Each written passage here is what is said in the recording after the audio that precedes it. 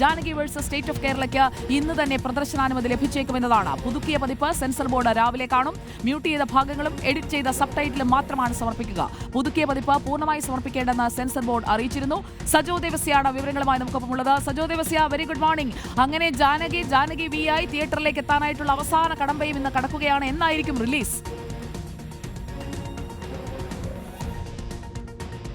Sujaya, very good morning. ഇക്കാര്യത്തിൽ JSKയുടെ release സംബന്ധിച്ചുള്ള തീരുമാനം സെൻസർ ബോർഡിന്റെ അനുമതിക്ക് പിന്നാലെ അതിന്റെ അണിയറ പ്രവർത്തകർ എടുക്കും. അത് ആ പ്രഖ്യാപനം ഇന്ന് തന്നെ ഉണ്ടായേക്കും എന്ന് നമ്മൾ പ്രത്യാശിക്കുകയാണ്. സുരേഷ് ഗോപി നായകനായ ചിത്രമാണ് Janaki versus state of Kerala.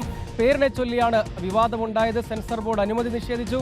ഒടുവിൽ കോടതി കയറി. ഒടുവിൽ നിർമ്മാതാക്കൾ തന്നെ ഈ കാര്യത്തിൽ തിരുത്തലിന് അല്ലെങ്കിൽ സെൻസർ ബോർഡ് ആഗ്രഹിക്കും വിധം ഇനിയും നീണ്ടുപോകാതെ ആ കാര്യങ്ങൾ പരിഹരിക്കുക, ഒരു സമവായ ഫോർമുല എന്ന നിലയ്ക്ക് പരിഷ്കാരത്തിന് അവർ തന്നെ സന്നദ്ധത അറിയിച്ചു. അതിന് പിന്നാലെയാണ് പേര് ജാനകി എന്നത് V ജാനകിയാകും എന്നതാണ്. ഒപ്പം അതിൽ സബ് ടൈറ്റിലുകൾ കൂടി ചേർക്കും.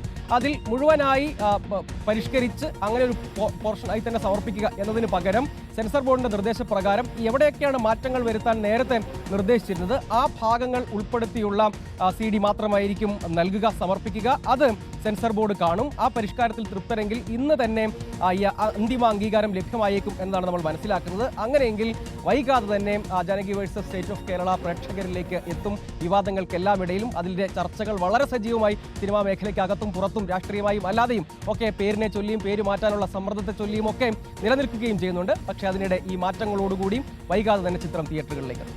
ഓക്കെ, അതിൽ ആ ട്രെയിലറിൽ പറയുന്നുണ്ട് I know what I am doing എന്നുള്ളത്. അപ്പോൾ എന്താണോ ആ സിനിമയുടെ പ്രമേയം, അതിൽ എന്താണോ അതിലെ ആക്ഷൻ ഹീറോയുടെ വാക്കുകൾ, അതൊക്കെ ഉദ്ദേശിക്കുന്നത് എന്താണെന്ന് നമുക്കും കാത്തിരിക്കാം. Thank you Sajo Devasya, have A nice day.